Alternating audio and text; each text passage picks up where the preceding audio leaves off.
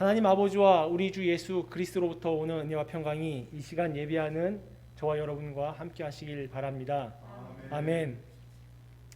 지난주 강치원 전사님께서 우리의 삶은 영적 전투가 이루어지는 현장이다라는 말씀을 들었습니다. 인생은 사실 참으로 이해하기 어려운 부분들이 많이 있습니다. 만약 이 세상이 우리 눈에 보이는 현실 세계뿐이라면은 성실하게 산 사람, 최선을 다하는 사람들의 삶은 정말 형통한 것이 정상일 것입니다. 근데 도리어 그런 것이 아니라 나름 최선을 다하고 살고 열정을 다해 살아가지만 이상할이 많지 관계가 풀리지 않고 우리가 살아가는 모든 영역에서 오해가 쌓이고 그리고 고난이 생길 때가 참 많다는 것을 우리는 삶의 경험으로서 이미 알고 있습니다. 그렇게 오늘 본문은 우리 눈에 보이는 세계를 넘어서 영적 세계 곧 그 안에 수많은 영적 전쟁이 있다는 것을 우리에게 보여줍니다. 그렇기에 이러한 전쟁 안에서 우리가 어떻게 하면 승리할 수 있는가에 대한 물음을 갖게 되고 그리고 또한 그의 답으로서 승리의 갑옷을 입는 성도가 되어야 된다는 것을 오늘 사도 바울 선생님은 말하고 있는 것입니다. 본문에서 바울은 성도를 패배케 하는 영적 암흑 세력을 이기기 위해 전신갑주를 갖추라고 말을 합니다.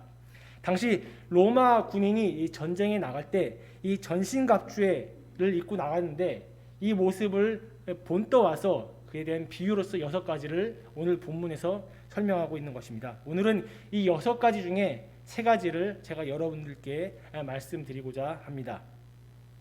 첫째는 진리의 허리띠입니다. 진리의 허리띠. 바울은 악한 영들과의 싸움의 첫 번째로 진리의 허리띠를 띠라고 말합니다. 여러분, 진리가 무엇입니까? 요한복음 8장 32절 말씀에는 진리를 알지니 진리가 너희를 자유케 하리라 라고 분명히 말하고 있습니다. 여기서 진리는 바로 예수 그리스도를 가르칩니다. 그리스도로 우리의 허리를 띠고 묶으라는 것이죠. 사실 이 띠라는 한글의 번역은 너무 이렇게 직관적으로 우리에게 와닿지 않습니다.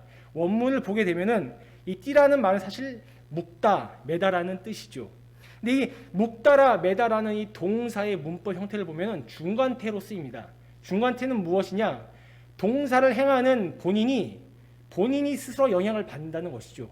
그러니까 다른 말로 하게 되면은 이 묶다라는 것은 당시에 의복을 고정하거나 격렬한 활동을 할 때 그것을 묶는다는 표현을 쓴 것이고 결정적으로 묶던 묶지 않던 그 결과를 본인이 입게 된다는 것입니다. 또한 이 말씀의 배경을 보면은 사도 바울은 먼저 본인이 환생을 통해서 진리를 경험합니다.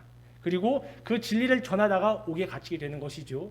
그리고 또한 이 에베소서는 주 60년 이후에 기록되었기 때문에 당신 이단이 교회에 침투하여서 진리를 훼손하고 어지럽히는 가운데서 사도 바울은 이러한 맥락에서 진리의 띠로 묶으라고 성도에게 가르치고 있는 것입니다. 다시 말하면 악한 영 마귀가 교회를 무너뜨리고 성도를 쓰러뜨리게 진리 대신 예수님으로 묶지 않으면은 반드시 인생은 필패할 수밖에 없다는 것을 초기 서두에 명확하고 명징성 있게 얘기하고 있다는 것입니다. 여러분, 사실 인생을 잘 살펴보십시오. 수많은 사람들이 예수로 자신을 꽉 묶지 않아서 인생을 방황과 혼돈 가운데 살아갑니다. 그들이 자신들이 삶이 어디로 가는지 알지 모릅니다. 속으로는 신음하면서 겉으로는 잘 먹고 잘 사는 모습을 보여줍니다.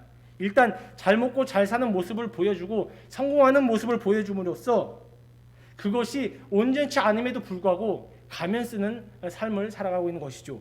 전도서는 솔로몬이란 한 인물을 통해서 세상에 충만한 것으로 누리지만 동시에 그것이 헛됨을 분명하게 보여줍니다. 전도서의 끝에 가서 세상에 충만한 것이 아니라 결국 진리, 예수 그리스도로 채우지 않으면 모든 것이 헛되다고 고백하고 있는 것은 우린 이미 보아서 알고 있습니다. 여러분, 넓은 아파트가 사실 문제가 아닙니다. 그 아파트를 사기 위해 내 자녀와의 관계, 내 부부와의 관계를 깨었던 모습들을 우리는 너무나 많이 봅니다. 어떻게 이런 일이 일어날 수밖에 없습니까? 그것은 계속해서 성도를 공격하는 마귀의 전략과 힘 때문에 그렇습니다. 또한 진리를 모르는 사람들은 임종 앞에서 혼돈을 맞게 됩니다. 그 혼돈의 정체는 예수 곧 진리가 그 안에 없기 때문인 것이죠. 그렇다면 이 영적 전투에서 승리하기 위해서 모든 전신갑주의 기능을 발휘하기 위하여 진리 곧 예수로 나를 묶어야 하는데, 이 말은 단순히 마음으로 모시면 되지, 고백하면 되지, 이것이 아닌 진실되게 정직하게 성실하게 살아가야 한다는 것을 기본으로 전제한다는 것입니다. 이렇게 살아가시는 저와 여러분 되시길 바랍니다. 아멘. 둘째, 영적 전투에서 승리하기 위해서는 의의 흉배를 착용하는 것입니다. 의의 흉배입니다. 진리를 설명한 이후에 사도 바울은 의의 흉배를 붙이라고 합니다. 흉배는 다름 아닌 이 가슴을 막는 가슴 보호대를 말합니다. 그렇다면 바울이 왜 이 의의 흉배라는 표현을 썼을까 생각해 보게 되었습니다. 여러분, 눈에 보이는 가슴 안에는 그리스도의 의가 자리 잡고 있습니다.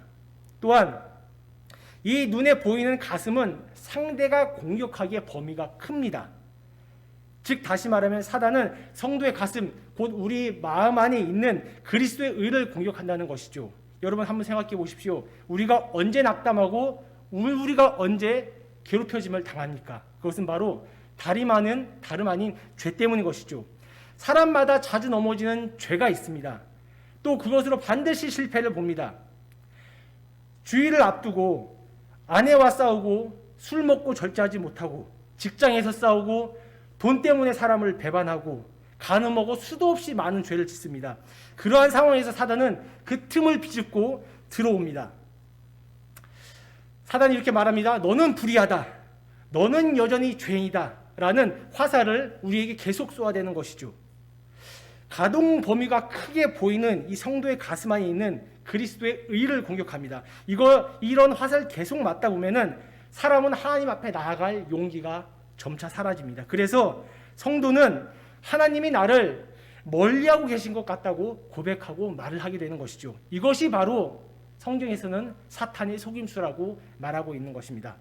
여러분, 바울 당시 많은 사람들이 얼마나 많이 그 죄에 대해서 고민하고 아파하고 있었습니까? 또한 종말 사상, 즉 예수 그리스도께 다시 오실 것이라는 그런 시대적 분위기가 있었기에 이들의 마음 안에 항상 고통과 번민이 자리 잡고 있었지요. 바울은 그 공격을 막을 수 있는, 성도가 그 공격을 막을 수 있는 것은 다름 아닌 유일한 그리스도의 의라는 것을 바울의 입을 통해서 오늘 본문은 보여주고 있다는 것입니다. 성경은 이 의가, 예수 그리스도의 의가 우리한테 오는 것을 바로 전가라고 표현을 합니다. 전가는 다름이 아니라 내 심장이 망가져서 이제 뛰지 못하는데 건강한 심장을 이식하여 그 심장을 받은 내가 그 심장을 통해서 피가 활발하게 돌아다닐 때 이 모습을 바로 우리는 전가된 것이라 이해할 수 있습니다. 여러분, 예수로 말미암아 우리의 일상의 죄조차도, 아주 사소한 죄조차도, 우리가 보지 못하는 죄조차도 그분의 의로움으로 인해서 모든 죄가 사라집니다. 로마서 8장 33절 34절 말씀입니다. 누가 능히 하나님께서 택하신 자들을 고발하리요, 의롭다 하신 하나님이시니 누가 정죄하리요.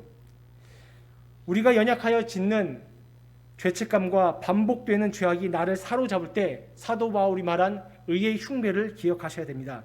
그리고 다시 새로워 주십시오. 그 죄를 통해서 넉넉히 싸우는, 그 싸우는 법을 배우는, 그것을 영혼에 각인시켜서 다시 한번 승리로 나아가는 저와 여러분 되었으면 좋겠습니다. 아멘. 셋째는 평안의 복음이 예비된 신입니다. 예수님이 우리에게 주신 것은 다름 아닌 평안의 복음이 예비한 신입니다. 여기서 사실 세 단어가 나옵니다. 이 단어를 잘 살펴보면 주어가 무엇인지 사실 많이 헷갈립니다. 그래서 신학자들도 상당한 논란이 있다고 이야기를 합니다. 그럼에도 불구하고 오늘 본문의 전후 문맥과 그리고 예수님의 지상 명령을 생각해 보면은 평안의 복음에 예비한 신은 항상 복음을 전할 마음을 준비하라는 것으로 볼 수 있습니다. 여러분, 사실 복음을 전하는 과정이 영적인 전투입니다. 그래서 복음을 전할 때는 항상 부딪힘이 있습니다. 그러나 신앙의 꽃은 전도입니다. 영혼 구원입니다. 여러분들이 영적으로 자라나고 있는지를 알기 원한다면은 복음을 전할 마음이 있는지를 없는지를 확인하면 되는 것이죠. 지난 한 주간의 여러분들의 삶을 돌이켜 보셨으면 좋겠습니다. 동시에 수많은 영적 전투의 현장에 있었을 것입니다. 어떤 때는 승리하고 또한 어떤 때는 실패하였습니다. 우리에게는 무기가 반드시 필요합니다. 하나님은 놀랍게도 그 무기를 주셨습니다. 핵폭탄보다 더 강력한 무기를 주셨습니다. 그것은 그 무기의 시작은 다름이 아닌 바로 진리로 우리를 묶는 것이고 그리스도의 의로 우리의 가슴을 막는 것입니다. 그리고 끊임없이 다른 영혼에게 복음을 전하기 위해 예비된 신을 신고 앞으로 나아가는 것입니다. 그러한 삶을 통해서 그러한 무기를 갖추고 그리스도를 통해서 영적 전쟁터에서 승리하시는 저와 여러분 되시길 다시 한번 기도하면서 말씀을 마치겠습니다. 그리하면 지극하게 뛰어나신 하나님의 평강이 그리스도 예수 안에서 저희의 마음과 생각을 지키실 것입니다. 함께 기도하겠습니다. 요한복음 8장 32절 말씀입니다. 진리를 알지니 진리가 너희를 자유케 하리라. 인생의 시작이 예수요 끝도 예수가 됨을 아오니 우리에게 주어진 삶을 진리로 묶어 승리하게 하여 주시고 우리에게 주신 일터를 세우고 교회를 세워 나아가는 주님의 종들이 될 수 있도록 인도하여 주시옵소서. 주님을 의지합니다. 예수님 이름으로 기도합니다. 아멘.